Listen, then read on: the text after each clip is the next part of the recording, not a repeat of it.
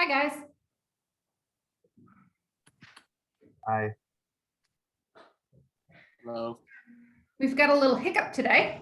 I'm supposed to have my sofa steam cleaned and they showed up late, and then there was a discrepancy on pricing. So we may have to move into my very empty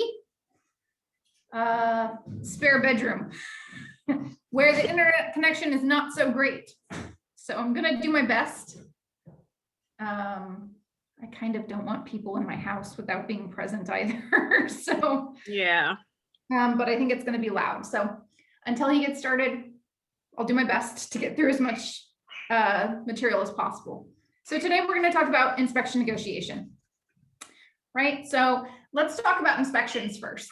Obviously, we have an inspection contingency that's dictated by the time frame we've written into our contract. Okay, so that's negotiated in paragraph 14B of the residential purchase agreement. So 14B is arguably, one of the most, important contingency timeframes within our RPA. Okay, so, that can be a very short period of time. It can be longer. So industry standard right now, because the market for property is so competitive with the lack of inventory we have of listings, it's typically going to be somewhere between 7 and 14 days. I would say it's arguably difficult to get it done within 7 days. If it's a condominium, it's very possible to do it within 7 days, but you're gonna have to bring your A game. So when I open an escrow, the very first thing I do is I actually set the inspections. Yes? Someone asked for me to remove the car. Where can I park? Hold on one second, guys. Where's the car parked?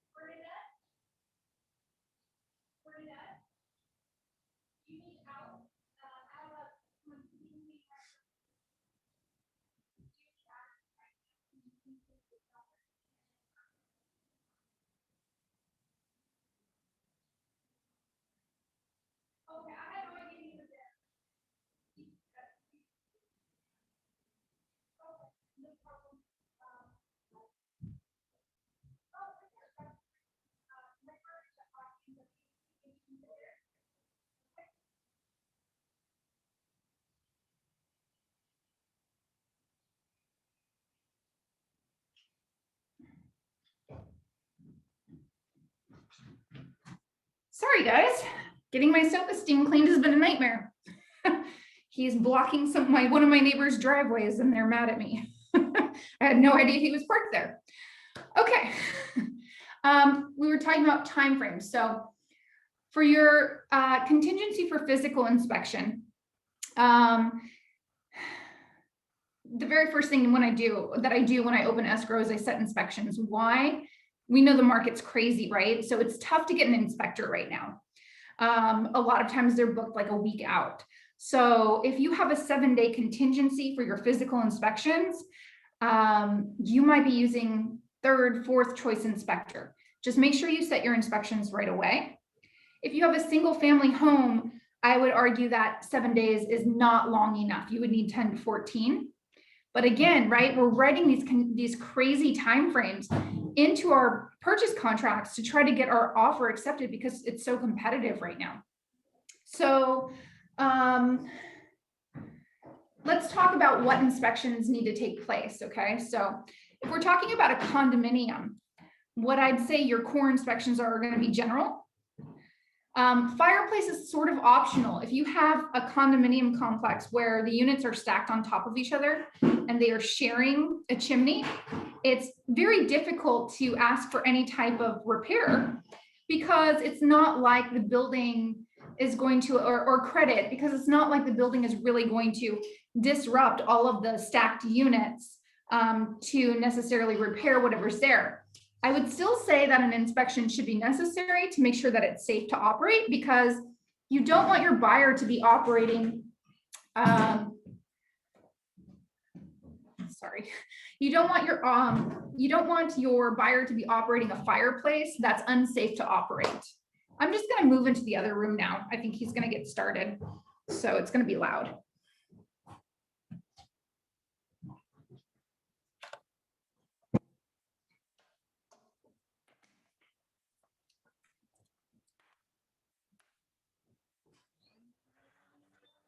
I'm going to be in the back bedroom, okay? Thank you.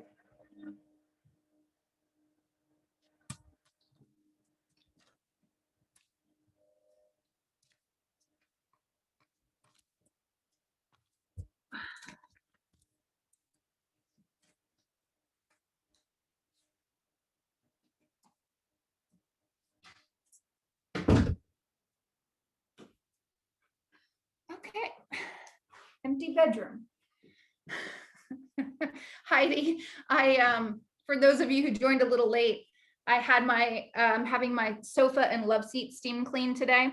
The technician showed up an hour late and then tried to say he was going to charge me $300 more than I was quoted.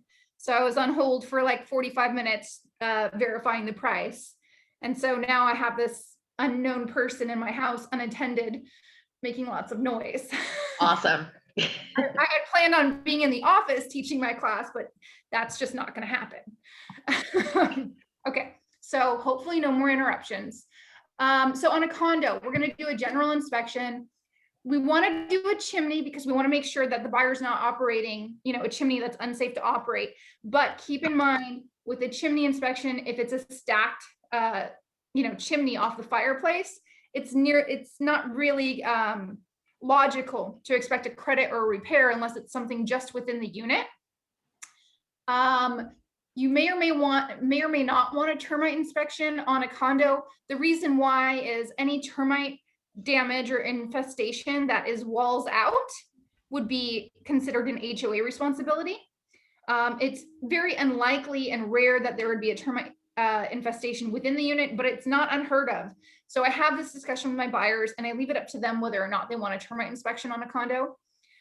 So general, if there's a chimney inspection. We don't have sewer or anything else on a condo because that's all HOA responsibility. There's no main sewer line clean out for a condo. So that would be what I'd call my core inspections there. And, people ask about mold and other types of, lead inspection, other types like that. So typically what we do, what I would recommend a buyer does is that the general inspector would indicate if there's any area that has elevated moisture or has, the possibility maybe popcorn ceilings, asbestos or lead somewhere. They would make a recommendation for a secondary inspection. And at that point, if the general inspector says, hey, this needs further investigation, then I would recommend to my buyer, hey, let's set up these additional inspections. Very difficult to do if we have something like a 7-day time frame, right? That's why I'll set inspections the second I open escrow. And in all honesty, if I have any indication that I might get my offer accepted, sometimes I will set those inspections ahead of time before I even get an acceptance, because I can always go back and cancel if I need to. But keep in mind that if you start setting inspections with inspectors and you cancel, you might burn your bridges with them. So, there's this balancing game there if we're writing a really short contingency for our physical inspection. Now on a single family, what I'd call core inspections are general. If there's a chimney inspection, mainline sewer line inspection, and termite, okay?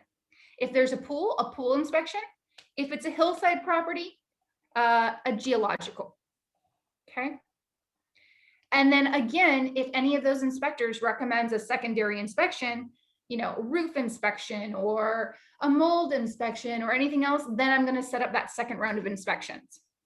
Okay, remember, with a single family, I'm really thinking that 10 days is probably your minimum you want to write in for inspections. Okay, and again, you want to set these ASAP.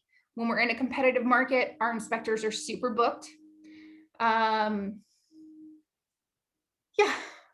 think that's it as far as Christen, can I ask you a question? How long does it usually takes to get the results after the inspection? 24 to 48 hours usually for a written inspection. If you have really tight time frames, you can always very nicely ask the inspector to try to get it to you sooner. Okay, Got it. but Thank 24, you. I have a question also. yes.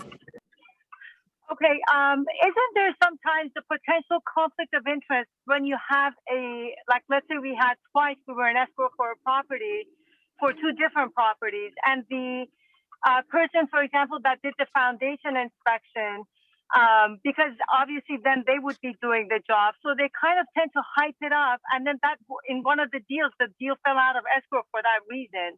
So what advice do you have there? All right, so this is very common. When you have inspectors who also do work, they might be a little aggressive about what needs to be done because they're looking for business. They're actually more alarmist than they are actual inspectors. So if you can find an inspector that doesn't do work and just does the inspection, that's the inspector you want to go with. That's not always possible. A lot of roof inspections, a lot of HVAC inspections, particularly structural and foundation. These are the ones you really need to worry about. So I would recommend leaning on your colleagues in the office for someone, expressing your concern to them and asking for a referral. Okay. That's the only way to know. Yeah, you're welcome. And I'll tell you this right now, I have yet to find a foundation company that I didn't feel was a ripoff. Also, mold inspectors, a little note there. If they're taking air samples, guess what? There's mold all over in the air. They're worthless. If they're not taking actual samples from the area where mold might be, it's not a valid inspection. Okay. Results from mold inspections can take several days because they need to grow the samples in order to determine if there is anything there. Mold is mold to buyers is extremely scary. It was super sensationalized in the news like a decade ago, and buyers are always afraid of this. And I'm not going to say that you should repeat this, but I want you to know this as a real estate professional. Like, I ran a development firm. Mold is pretty easily killed. It's called bleach water and drying it out. Okay. But it can be scary. And if it's in a system that can't easily be accessed, like within walls, that's a whole other problem within itself. So just make sure you really lean on your colleagues to get referrals to people who are reputable. If you have a general inspector that you like and trust, I'd highly recommend asking them for referrals to inspectors for your secondary inspections as well. Okay. They're not likely to refer you out to people who are going to blow up your deal. They're likely to refer you to people who are going to help you, make your deal work. Obviously, we need to protect the buyer, educate the buyer, but at the same time, we want accurate information we can rely on and that hopefully the seller and the listing agent are going to trust and receive as valid. Okay, so now that we've talked about what core inspections are, what timeframes generally are, and how I sort of, in this competitive market, prepare as best as possible, let's talk about what happens after you receive your inspections. So, I'm not saying this happens every time, but you'll see different agents have different methods and different buyers have different wants when they go into a request for repair or credit. So generally speaking, it's really your job as the agent to manage expectations of your buyer. Okay, so I have these conversations before we do inspections, generally on the phone, kind of in passing before the inspections take place. When I tell my client, this is what I recommend you have, we can obviously have more. We typically would set up secondary inspections if the general inspector says he thinks we need them. But I always have this conversation. If there's a chimney, I've had in 20 years, 2 good, maybe 3 now, 3 good chimney inspections, 3 in 20 years, okay? And when I worked for other agents, like top producing agents, I was doing 30 deals a month, okay? So out of all of that, 3. So what I always tell buyers to expect that a chimney is going to be jacked. It's going to be jacked. So we want to make sure that we want to find out if it's safe to operate. We want to find out what it costs to fix. But I don't typically expect, even if there's a major problem, that the seller is going to credit for this, because a chimney repair often runs in the $4,000 to $20,000 range. Okay, so I manage my buyer's expectations. You'll also want to check the MLS to see, was the fireplace disclosed as decorative? If I'm your listing agent and my listing has a chimney, I am almost always, even if I know nothing about the chimney, I'm advertising the fireplace, the chimney, as decorative only. Why? I'm trying to protect my seller's sale price. Okay, so if you know this going in, have this discussion with your buyers. If it says decorative only, you need to have this discussion with your buyers ahead of time, that, hey, they're saying basically they don't know that the chimney is safe to operate. They advertise the property as it being decorative. So we'll have the inspection to know if you can, operate it. But even if there's something wrong, I feel like we're going to have a very difficult time obtaining a credit or a repair for this. The other conversation I have is, we are not buying new construction. Obviously, you're going to sugarcoat this. This is going to be gentler. This is going to be in a natural conversation. We are not buying new construction. What we're looking for is unknown issues and safety hazards. And what I mean by that is, sellers are not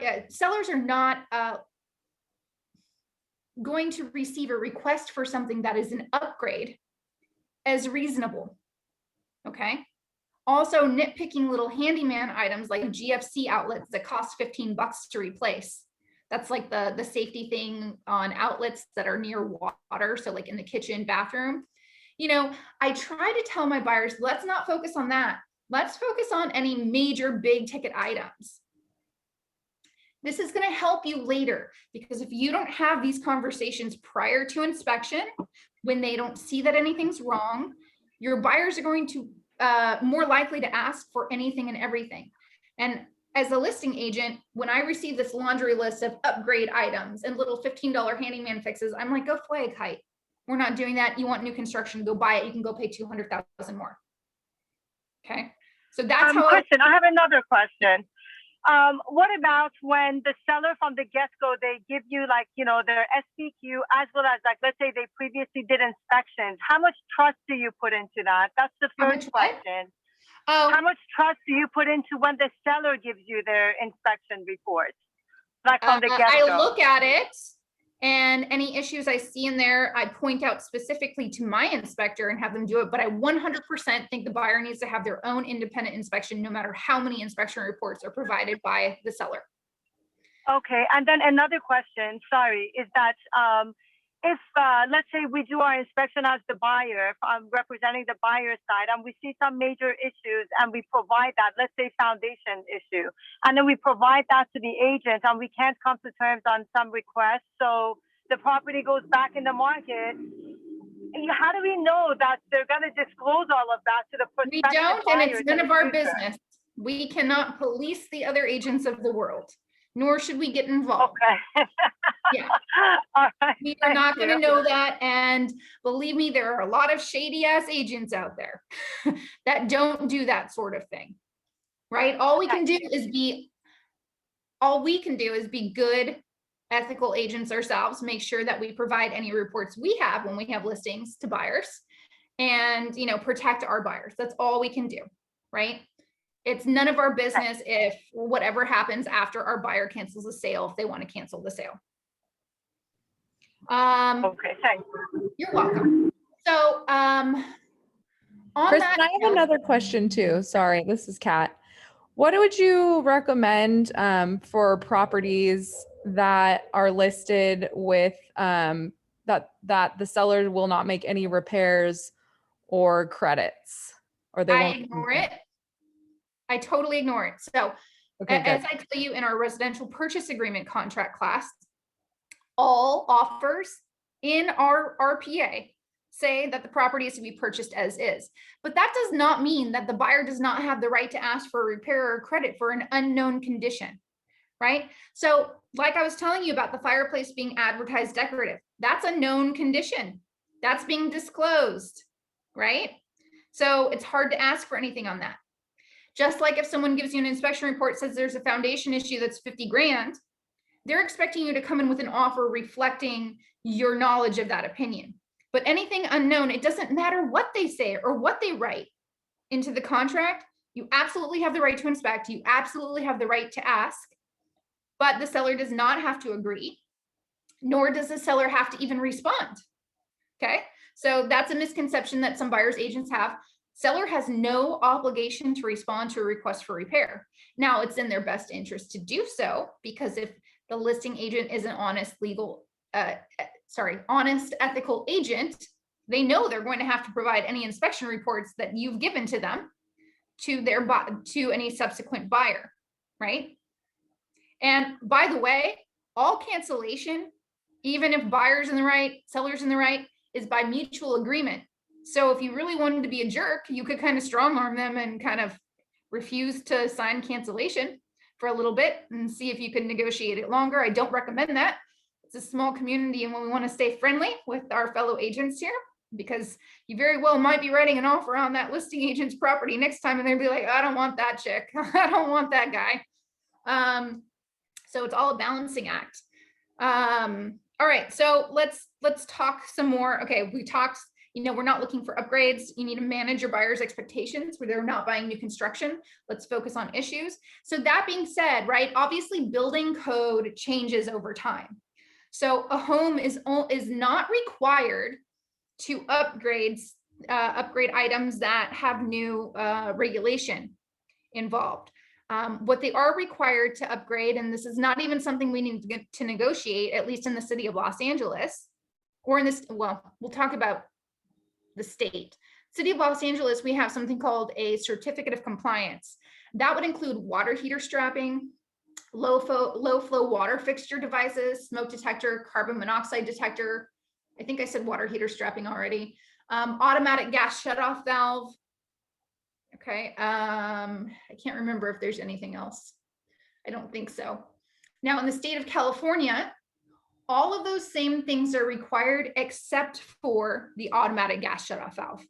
Okay. Sometimes the appraiser will point these things out too and want that work done prior to the time they will submit the appraisal report. Okay, so let's talk about, so we've talked about managing buyer expectations here.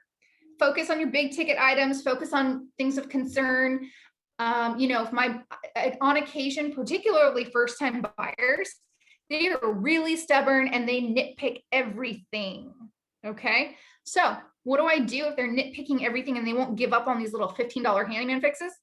I fix it for them. I pay for it. I would much rather pay $100 and get my deal through than argue about, potentially lose a deal over some handyman fixes. I'm very happy to do that. That's my closing gift to you. I will handle it.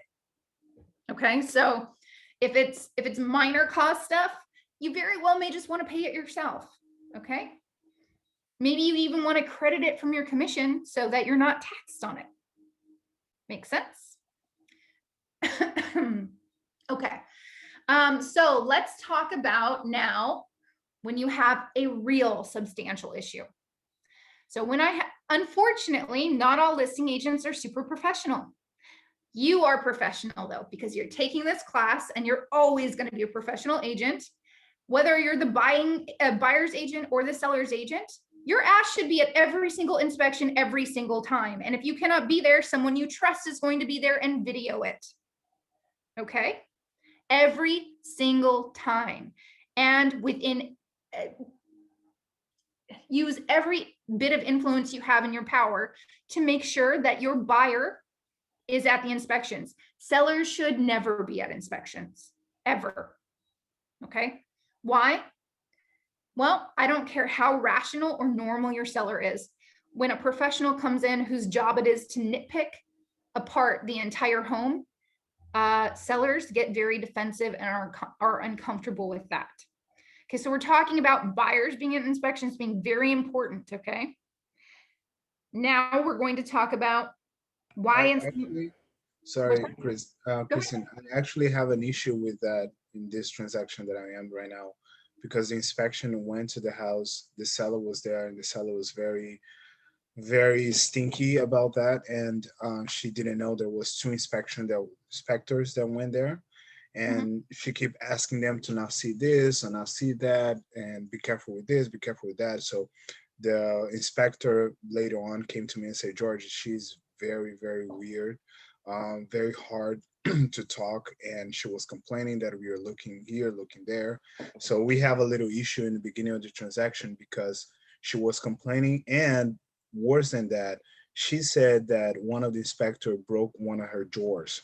So the inspector actually have to go back there 3 days later just to see her drawer one more time to see what happened, if it actually broke. She was giving a hard time, but finally everything worked out, but it was a hard time. Okay, so you know how you can circumvent that, guys? When you set up your inspections and notify the listing agent, ask them to please make sure the seller is not present. We have an extra added layer. They shouldn't be present to begin with, and any professional listing agent's going to know that. But just let them know, hey, it's COVID. We don't want any extra people. Okay. Was the listing agent present, George? No, I was there, but she was very skeptical because she didn't want like the inspector, myself in the house, and her. So it was a lot of people inside of the condo. She was complaining because of the corona. So the next time that happens, George, call the listing agent. You know, step outside, discreetly call the listing agent and tell them they need to get a handle on their seller and get them out of the house. That they're being disruptive to the inspections. Of course, you need to convey this in a really respectful, constructive manner, but you need to let them know. Okay. So if the buyer is generally there, right? Huh? The buyer is generally there at the inspection. Yeah, I always want the buyer there. Everything within my power to get the buyer there. Why? Inspection reports look scary. And when the inspector's there, it's my job as the buyer's agent to ask a bunch of questions, particularly about something that's wrong. Is that a safety issue? Is that something that needs to be addressed right away? How much does that cost to fix? What does that look like? A lot of times something that sounds scary in an inspection report, when the buyer's there, I can ask the inspector, the summary, can you show that to us? Well, what would you recommend to fix it? How much does that cost? Is that a lot of work? Is that really, is that something that would concern you personally? It's the way you word the questions, right? They have a lot of legal liability to note anything that is a problem. But when you ask them, would you personally feel safe living in this home with this issue? Like, does that need to be corrected right away? This is like all constructive information for the buyer, important for them to hear. Okay. If my buyer cannot be there, I take a video and I video the summary and I have the inspector walk me around and talk about these things. And I ask these questions on the video. Then I review it with my client and I have my client call the inspector for additional clarification discussion if necessary. Okay. Right. I am not trying to make any big or important problems seem like they're not. I'm simply trying to find out how important it is, how quickly the repair needs to take place, what that repair would consist of, and generally what they think it might cost. Okay. Now, if the listing agent is not present, I'm doing the same thing. But a lot of times, I will try to get the listing agent on the phone if there's a big problem, put them on speaker so they can talk to the inspector with me while I am still at the property. Why? I am setting the stage to substantiate my credit or repair. Okay. So let's say, this is before I'm compiling a real request for repair. If there is a big issue, and I'll give you an example. I had a buyer sale in Palos Verdes a few years ago, and the chimney inspector told me that there was a structural problem. It was a single family with the chimney, and that an earthquake or other seismic movement could really cause an issue, could cause it to crumble, could cause injury, could cause, other structural damage. I got that listing agent who was not at the inspection on the phone, had him tell her that. And when he was done, when I got the estimate, I always share reports, by the way, with the listing agent the second I get them. And I'll tell you more about why I do that in a second. But I immediately called the listing agent after the inspector left and I left the property. And I said, hey, he's telling me this is going to be a big ticket thing, like $30K. Do you have any chimney inspectors that you really like and trust so I can get a second opinion. I'm going to bring in someone else for a secondary opinion as well. So what did I do there? I opened the door to collaboration. I'm going to bring in someone that the listing agent trusts. Why? The listing agent is my ambassador to the seller to substantiate what I'm going to be asking for, that there is an actual problem, that the numbers I'm throwing out there are legitimate. I was fortunate in this instance. She liked two people, one of which I was very familiar with and knew and liked. So we called that person out and another person. I make sure that I have the inspection report from the original chimney inspector, because I want to make sure that they're going to look at it and give me estimates based on the same scope of work. Or if they feel like something different is necessary, they can support their case as to why I'm trying to gather information that's accurate, legitimate, and going to be received as, as accurate information. So we did that. And, instead of fighting over a credit or not being received well or splitting the difference, I got the whole credit. I got a whole 30K. I think our lowest estimate came in at 28. I got a $28,000 credit because of the spirit of collaboration and bringing second and third people in and collaborating with the listing agent about having someone that we both know and trust come in to give us a second opinion. And I do that typically with all major issues, right? If I don't collaborate, I don't have the opportunity, or I'm not as likely to have the listing agent receive the information I'm giving them as true and accurate, which means they're not going to lean on their sellers to give what I'm asking for, to give what my buyers are looking for, right? So I give all of my inspections right away to the listing agent because of that. I right away get started on collaborating on getting secondary opinions with people whose information the listing agent will receive as accurate. I clue my clients into this. They may have to pay additional money for more inspections, but I share with them my strategy as far as why it would be advantageous for us to get that second opinion, right?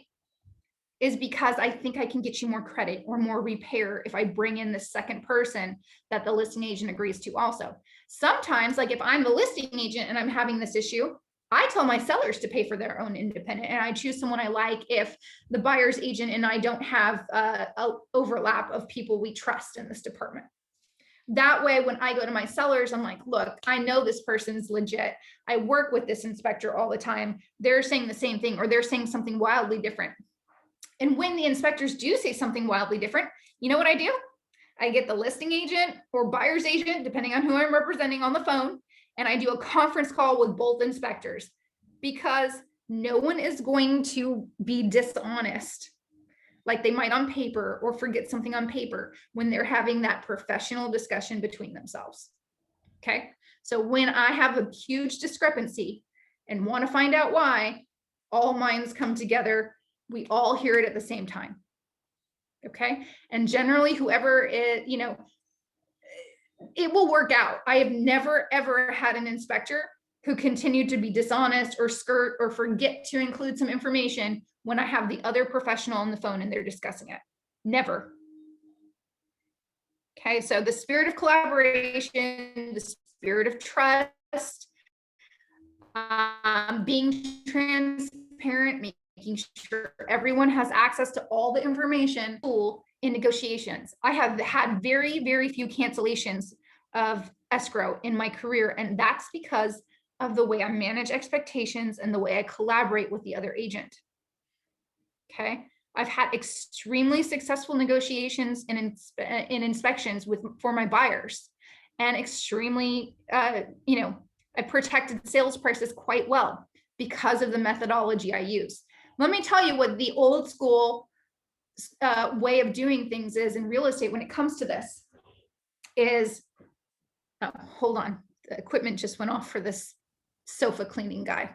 Let me go check and see what's going on with him real quick.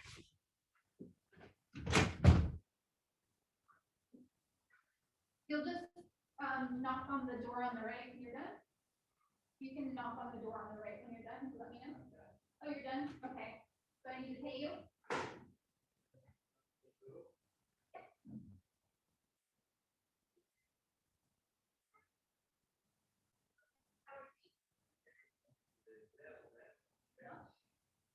Venmo? Venmo's easiest.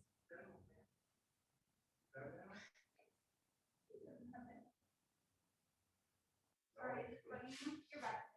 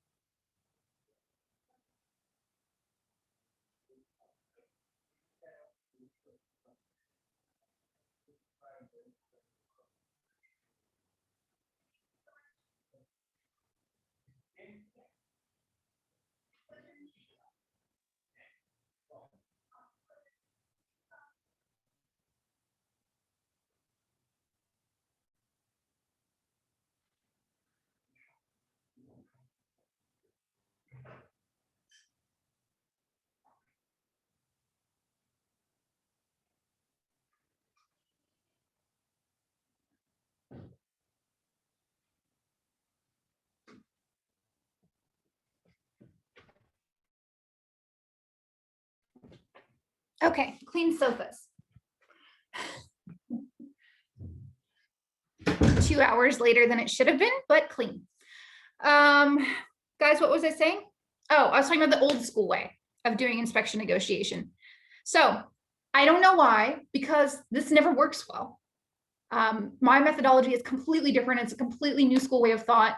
Buyer's agents hold inspection reports literally until the day that the physical inspection contingency is due. And they deliver them with the request for repair, asking sometimes for a laundry list of items or huge credits. And I don't know about you, but even if information is accurate and substantiated, even if it's from inspectors that, I as a listing agent trust, when I deliver some long laundry list or huge credit request to sellers, their initial response is, ew, right? It's a negative response. I'm trying to avoid that negative response by baby stepping it, giving them the warning, allowing the seller and listing agent to bring in professionals whose opinion that they're comfortable with, right? Setting them up to gently accept over a week, over some time, that my buyers are going to ask for these things. But this old school method of slapping this,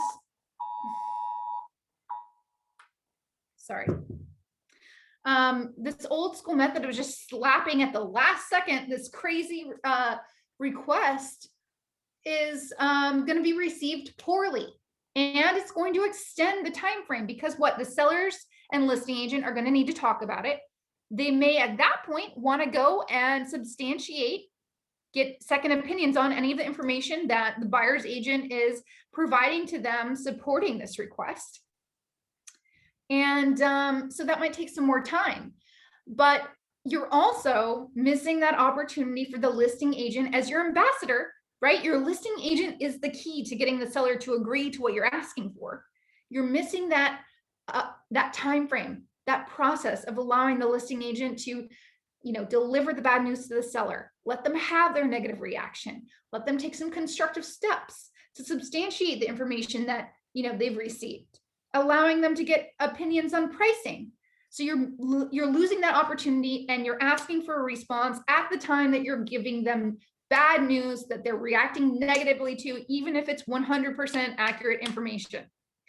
You're not setting your buyer up for success. You're not setting yourself up for success. You are causing and allowing negative feelings to take place at a time when decision making needs to take place, right? Not a good way to get what you want. Not a good way to have the listing agent on your side. The listing agent is your advocate. When you include them from the beginning, they're going to do your job for you, right? The listing agent wants to close the deal. So do you. Your buyers want to buy the property. And the sellers want to sell. But if you force them to make that decision at the same time you're delivering a shock and negative information, they are less likely to collaborate, less likely to negotiate, less likely to compromise. Okay, make sense? Okay, and above all, guys, remember your listing agent is your avenue to your desired outcome. We are supportive, we are collaborative. We want them to enjoy talking to us, even when it's bad news, right? This is not a contentious, I'm against you situation. This is not buyer, seller, right? This is, hey, we're both real estate professionals working together to achieve our clients' goals, using the information we have, and find a medium, find a place that works for everyone. Christen, how would you deal with, as a listing agent, how would you deal with a buyer's side like that if they waited till the last? I know you said earlier, go fly a kite, but like, how would you approach that with your sellers? Because obviously they're going to be upset when they see that. And then how would you approach it on the other end too? So it's not really go fly a kite, right? Like that's my. No, I know. I know. Yeah. So how do I deal with that? Well, when the inspections happen, I make sure the inspector has my card, because I'm a good listing agent and I make sure I'm there every single inspection. Okay. If I'm not, someone I know and trust, one of my team agents in my case, or for you, another office are going to be a big service to you in your career. So someone you like, trust, and respect and return favors to, that's who's going to be there. If you're the listing agent, you know that the inspection reports come out within 24 to 48 hours. You've already heard everything. So because you're at the inspection and hearing it, or someone's there videoing it for you and you know about it, you can preemptively advise the seller to get secondary opinions, or you can reach out to the buyer's agent and collaborate on some second opinions if you want to, get some estimates. But you're going to ask for the inspection reports. Our contract says that inspection reports that the buyer obtains should be delivered to the listing agent and seller at the time buyer and buyer's agent receive them. If the buyer's agent is trying to hold them from you, you can remind them of this gently and kindly and ask for it. But you're never going to be caught off guard, because you're going to be at the inspection, or someone that is there on your behalf is going to be there, right? So you're going to keep that from happening. It can't be a surprise if you're there and know what they could possibly ask for. I just wanted to make a comment, if I may. When we were doing inspections, all You know what, Nagar? I can't hear you. I don't know if it's my internet connection or yours. So like, let's say 50, and we knew her now. Nagar, can you repeat all of Hello? that? My internet connection was unstable, so it was garbled. Oh, okay. I just wanted to say that when we were recently in inspection, can you hear me? Yeah. Okay, so when we were recently in inspections, and with all the different kinds of inspections, it came to, let's say, $50,000. We only asked for $25,000 in credit. And when the agent asked us why, we sent all the reports, and we said in an effort of collaboration, just exactly what you're saying. We're making a good faith effort and only asking for half of what it's going to cost, just so that, to be fair. So I just wanted to point that out. Yeah. Did you involve them from the get-go, like at the time of the inspection, or only once you made Oh, the yeah, request? yeah, no, absolutely. They were involved every step of the way. They knew that it cost like that, but he Yeah. said, why are you asking for this? An effort to, act in good faith. And also, we know very well that there were 7 offers on the table. So I'm sure if we would back out, somebody else would come in, especially in this market. Maybe. I mean, look, I'm setting you up for success with my methodology, but it doesn't mean you're always going to deal with rational people, right? So I'm not saying that this is going to work every time, but I'm going to say it's definitely more conducive to having a positive, workable outcome. But you are still going to deal with unreasonable people. And no matter how unreasonable anyone is, I want to remind you, be professional, be positive, but there's still going to be unreasonable people. However, one of the things I remind a listing agent is that they're going to have to show the inspection reports I gave to them to any subsequent buyer that's in backup. Right. Or with And that's what I was asking you before, but we have no way of knowing that. Nope.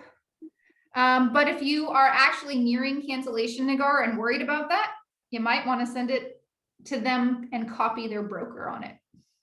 No. I'm saying in our case, everything worked out great. We only asked for half of, what the Yeah. inspection revealed, and they readily agreed. He just wanted, us to say how we came up with that number. Oh, And we said we yeah. basic- So now we're going to talk about the actual request for repair. Okay. Okay. So I'm going to show you an RR form. Let me find it 1 second here.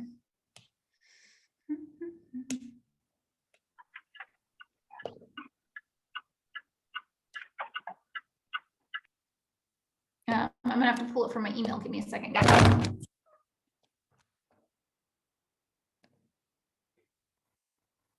Kristen, while you do that, if you've done everything that you're saying as a listing agent, and yet they still come back with a laundry list of little repairs, how would you talk to your listing agent about that without getting them upset about it? Listing agent or buyer's agent? Sorry, if you're the listing agent, how would you talk to your sellers about it? Sorry. Simply like I would with you, like, hey, work with me here. We want the same thing, right? A laundry list is a little, I wouldn't say ridiculous, but a little unreasonable, that you want to help them. You understand that there are some valid requests here. But that, let's not focus on handyman fixes. I'd like to help you get this resolved. But, if your client's going to nickel and dime over $15, it's going to be harder for me to sell like what's actually valid here. And they're not going to modify their request for repair at that point, but you've given them ammunition and how to talk to their buyer about it. And so when you respond, maybe just addressing the real big issues, I think that the buyer's agent's going to be set up for success because you've just educated them basically on how to discuss it with their buyer. Right. And at the end of the day, if I can't make something work and it costs me $100, I don't care if I'm the buyer's agent or the listing agent.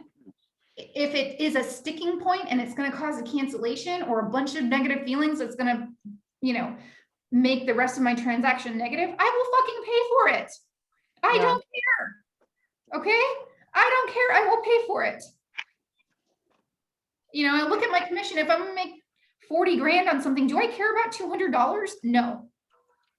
Now, of course, that is my last effort, because why should I give away my money, right? I might recommend that the buyer's agent pays for those things. Yeah. Okay. Thanks. Yeah, you're welcome. Okay, I'm going to show you guys the request for repair now. I'm going to share screen. Give me a second.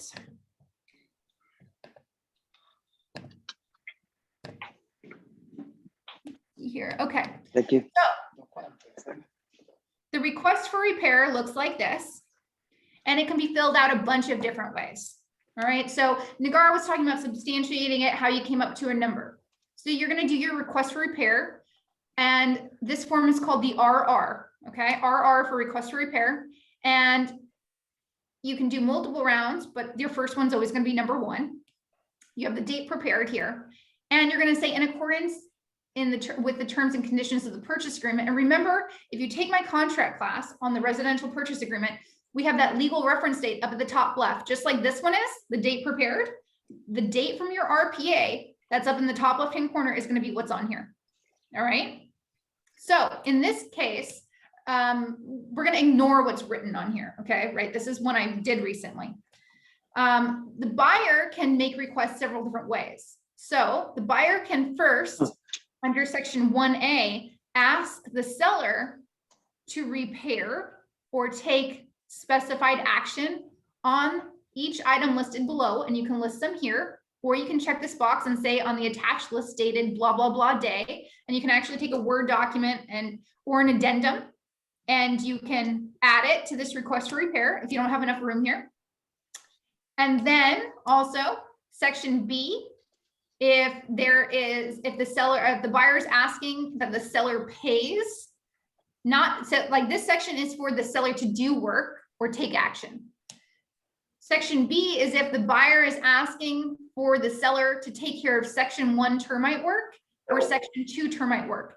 And on a termite report, it breaks out all items as section 1 or section 2.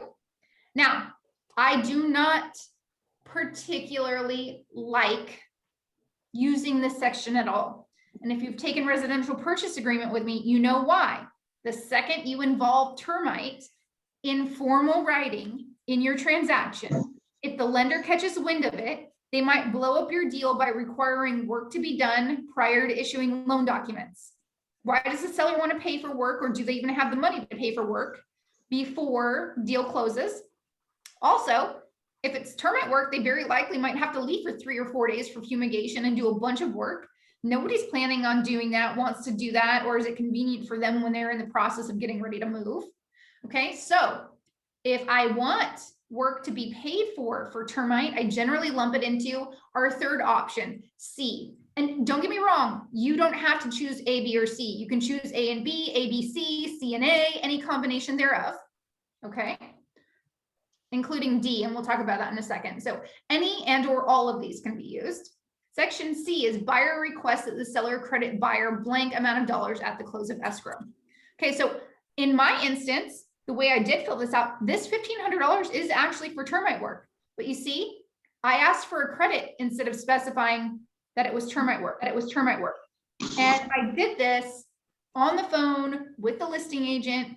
Everybody knows we want to hide termite from the lender. So we did this. Now, keep in mind, if you have a huge credit and the buyer has a loan, there are lender limits on credits. So if I had a $25,000 credit, I need to call up the lender and say, hey, can I do a $25,000 credit? Is that allowed? And they're most likely going to tell me no. They'll tell me the maximum amount of credit. And what I would do is whatever the difference is, or instead of asking for a credit, we would reduce the purchase price. Okay. So those are all options and ways to do it. Now, Nagar, you were talking about substantiating it. Yes. Down here under section 2, you would check these boxes and refer to the inspection reports attached, okay? Or you could just deliver the reports with it, which I also prefer in case the lender ever saw this document, because escrow might see this document if you're doing a credit, right? If the sellers agree to this, this document would serve as the notice escrow needs to actually implement that credit into the escrow process. So you can either list them here and attach them, which is safe. Just make sure escrow doesn't actually get the reports attached to it as well. Or you can say, check this box and say, reports already delivered to listing agent or whatever you want, okay? But on an email, the email that I deliver this in, or on just a Word document attachment, a PDF attachment, if I would literally itemize out all of the items and the estimated costs for them that substantiate whatever credit or reduction of purchase price or combination thereof I'm asking for. Okay. You can also, if you wanted to, if you're asking for repairs also, you can itemize these all out on a list, 1, 2, 3, 4. And at the end of it, like a GFI plate in kitchen to be added, and you could say credit, buyer request credit, $20, whatever it is. So you very well may need, after your inspection, a contractor to go over your inspection report and give you estimates for all of these things. And you'll want it in writing to deliver along with this request for repair to back it up. Make sense? So now we understand why timeframes for physical inspection are really important and difficult, right? Because there's a lot of subsequent work you need to do to substantiate anything that you're looking at requesting a credit or repair for. Now, the seller can either— Kristen, Yes. I have a question. Can the lender ask for the termite report? Did you write it into your contract? Okay, so if you, No, what do you mean it's if I? termite written into your residential purchase agreement. It should not be ever. I never want to see the word termite in an offer or a counter offer. If there isn't one listed there, you tell them there was none. It's none of their business. They don't get one. And they do ask for it. You're just like, what termite report? There's no termite report. It's not part of the contract. Okay, Yeah. thank you. If you wrote it into the contract, you're kind of screwed. Okay. And you will get agents who do still make that mistake. And I have the discussion with them about why we don't include it and why it will just be part of the inspections. Right? We don't write the general inspection into the contract. No need to write the termite into the contract. CAR, the California Association of Realtors, actually removed termite from the contract on purpose because lenders were making these ridiculous stipulations and requirements in relation to termite that were killing deals. Also, when the seller agreed to Ready, do— Jim. What? When the seller agreed to do termite work, well, sellers have no recourse to cancel a contract once escrow is open unless a buyer doesn't perform. Okay, but if the seller agrees to termite work in the contract, they have no idea what it's going to cost. What if it costs them 20 grand and all of a sudden they don't have enough money to actually pay off their existing mortgage, but they can't cancel the deal? What, they have to come up with money to bring into the close of escrow? What if it means that they can't buy their next home because they don't have enough cash? Right? So the California Association of Realtors purposely took termite out of the contract. Thank you. You're welcome. Okay, so the seller— Question. Yeah. So is there anything besides termites that would be a red flag for lenders? Huge credits, they might ask why. Okay. And when my class is not being recorded, if you want to talk to me privately about how I sidestep answering those questions, if I get asked, I'll tell you privately. Okay. Thank you. Yeah, you're welcome. Okay, so the seller is going to respond to your request. So in my case, I negotiated my stuff verbally. It was really easy. We didn't have a whole lot of issues. So the seller agreed to my request. And guess what? If the seller agrees to your request, typically the buyer, and not typically, if the seller agrees to the request, the buyer removes the physical inspection contingency. That is a given, okay? So the seller, if they agree to your request, the buyer removes the physical inspection contingency. In my case, I didn't feel like I had tons of leverage and my appraisal got waived and my buyer was so financially qualified and under buying that I didn't even need a loan contingency. I didn't write that into the initial offer because I knew I was going to get it. So why give them more than they needed? But I just said to them, I know you don't really want to give any credits, but give me $1,500. I will remove all contingencies. So because I wasn't just offering physical, I actually checked this box for buyer to remove those contingencies identified on the attached contingency removal form. And I removed all because I could, and I was more likely to get the approval, the acceptance by the seller. Now, does that mean you can do that? No, not necessarily. Probably not in most cases. But I had it to offer. I used it as leverage to get $1,500 that I didn't otherwise think I was going to get. Okay. If the seller flat out refuses, they're just going to check this box. And this is their formal way of saying fly a kite. I have a If, question. yes. If the buyer says, you know, we want you to repair something instead of asking for money, is it better as the listing agent to say, oh, we'd rather give you some money so that you can fix it yourself because we don't want to be responsible if you say something afterwards like, oh, we didn't do a good job? Yes, I typically prefer that there is a credit. Why? There's liability for the seller doing the work. What if it's not done right? What if there are problems that only become apparent later after the fact? What if the work wasn't warranted? It causes a whole bunch of issues. I always recommend both to my seller and to my buyer, it's better to obtain a credit and have the buyer do the work with people that they trust and like, so that they assume the liability for it. They have the contact with those people. You know, if they want to upgrade anything or get, you know, pay for extended warranties, they can. So I always recommend credit over repair. Question about that. If you agree with it, if you both seller agent and buyer agent agree with the repair made by the seller, how we as a buyer and me represent the buyer, can we make sure that the seller made the repairs? I know that we have like 4 days before the closing to visit the property. Final walkthrough. Yeah, well, Yeah. you can ask that it's done within a certain time frame. You can stipulate the time frame it needs to be done in within your request for repair. You can stipulate who it's done with, or that it's done by a licensed contractor that specializes in this type of work. Okay. Okay. And then you can ask. Kristen, I also had a question again. I'm sorry. Yeah. You just mentioned final walkthrough. Generally, how long does it take? You know, how is it done? What do the people do? If you could just briefly explain that. Thank you. Final walkthrough, if it was done for the purposes it's meant to be done, is to verify that the property is in the condition that it was at the time the buyers made the offer. Nothing's changed, no damage has occurred, and if there were any repairs negotiated, that those repairs were completed. But I don't like doing it that way. Why? You do it within 5 days of close. What if something's not done right? What if there is damage? It doesn't give a whole lot of time to fix it.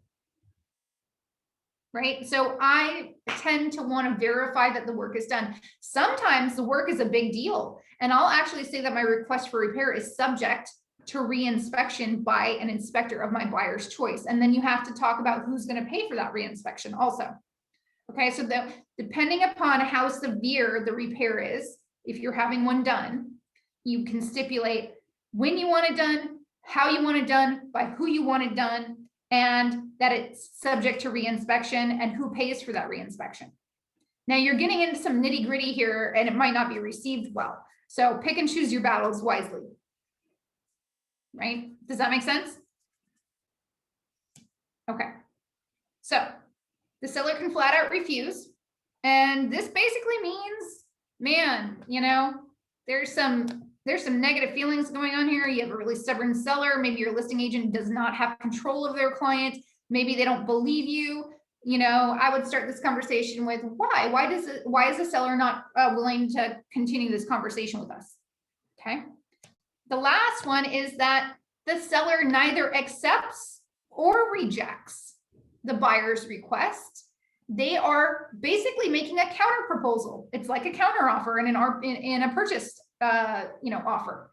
So the seller is going to respond to the buyer's request on the attached form, and it's RRRR, my most annoying acronym in the entire CAR form library. RRRR, I call it RRR. All right, I'm not funny. Come on, laugh, guys. You're funny. You are. Thanks. So this is my form that I hate because I really want to get wrapped up on this one if I can. Okay. So also there's just a lot of discussion verbally that goes on between you and the listing agent. Remember, the listing agent is your key to all of this. Keep it pleasant, constructive. Listing agents or agents, period, oftentimes get emotional and frustrated, right? They're in a tough position when they're going through this negotiation. when this happens, I always remind them, hey, look, this is not a fight between you and I. We want the same outcome. Our clients want different things. Let's collaborate. Let's work together. Let's calm down. Should I call you back in an hour? Like, I'm not trying to fight with you. This doesn't need to be negative. Like let's keep it professional. We've had a good relationship so far. Let's work on this together. So that's going to come into play a lot of times. You're going to see that agents get very emotional. At times, really diffuse that. Be positive. Collaboration. Remember, we're cooperating brokers. Okay. So that's about it as far as inspection negotiation and sort of my strategy and what I do. If you guys have any questions about it, I'm happy to ask any question or answer any questions you have now. If I may digress a little bit, hopefully all goes well. Generally, what do you give as a closing gift? I'm probably the wrong person to ask that. I take my clients to dinner because I want to be their friend.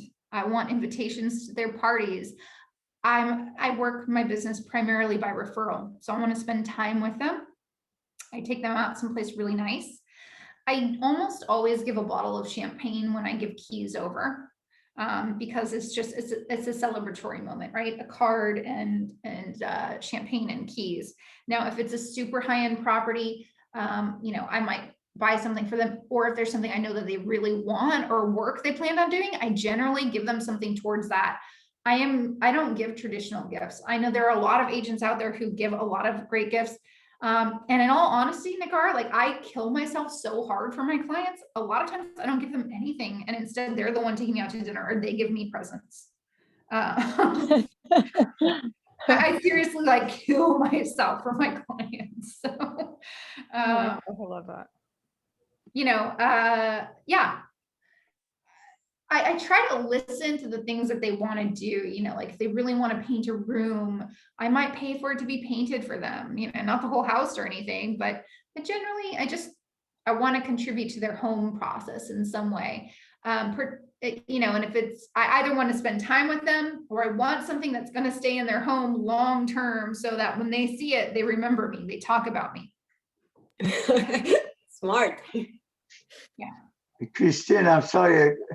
If there's any damage termite report, who do you think should ask to repair it? The buyer taking it. Wait, If there is a termite damage, the substantial termite damage, how do you solve that problem? If the buyer doesn't want to pay for it, or you ask the seller to. It's negotiation. mm-hmm. I mean, there's no right answer to that. It's just negotiating it. I see. See Yeah. what you can get. Let's also talk about this. I gauge what I ask for based on my relationship with the listing agent, the discussions I've had with them. I generally even ask them their opinion.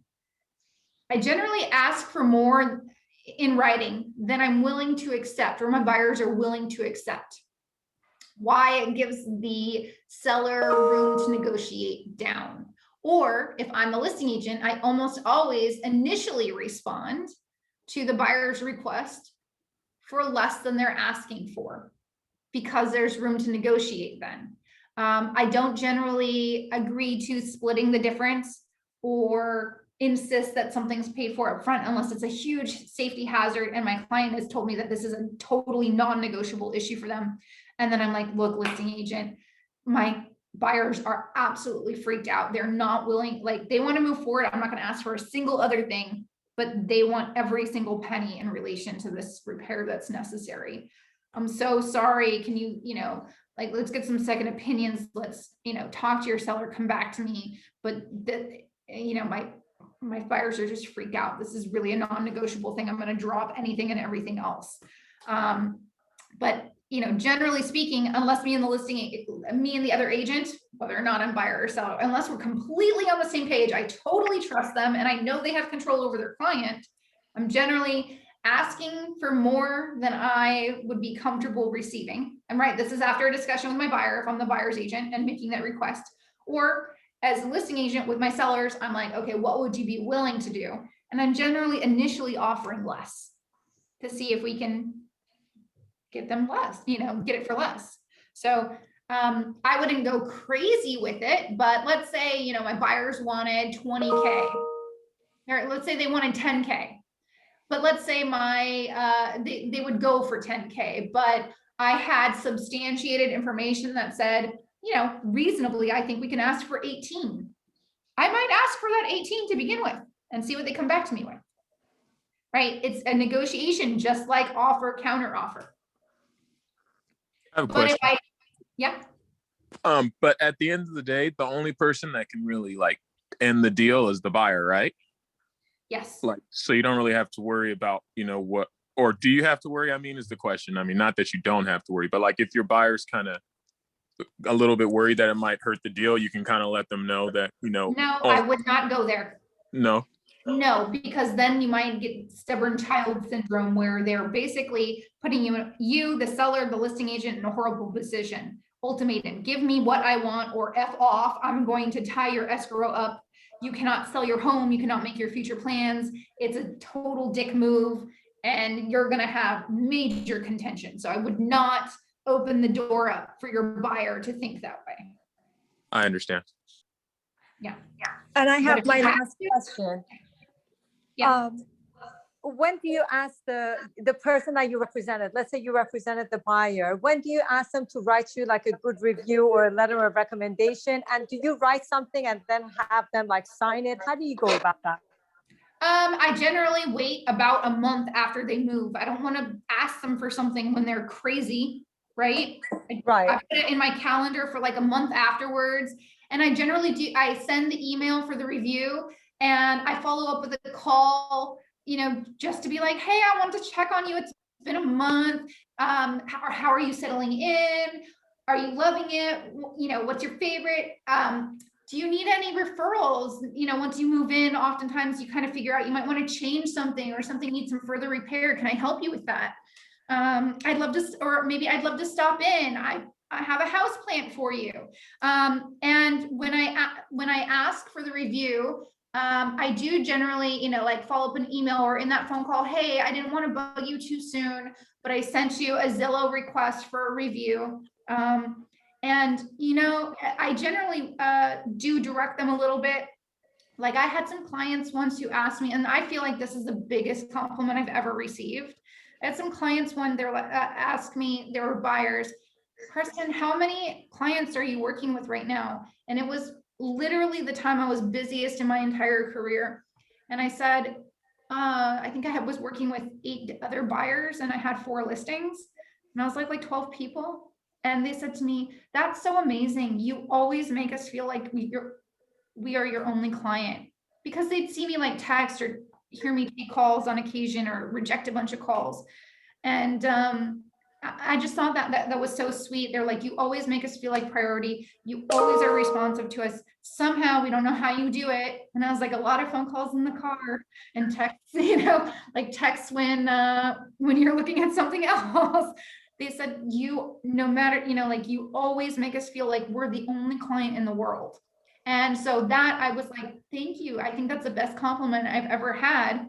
And so they wrote a review for me that said, even though we knew Christen was working with tons of other people at the time, she always made us feel like we were her only and most important client.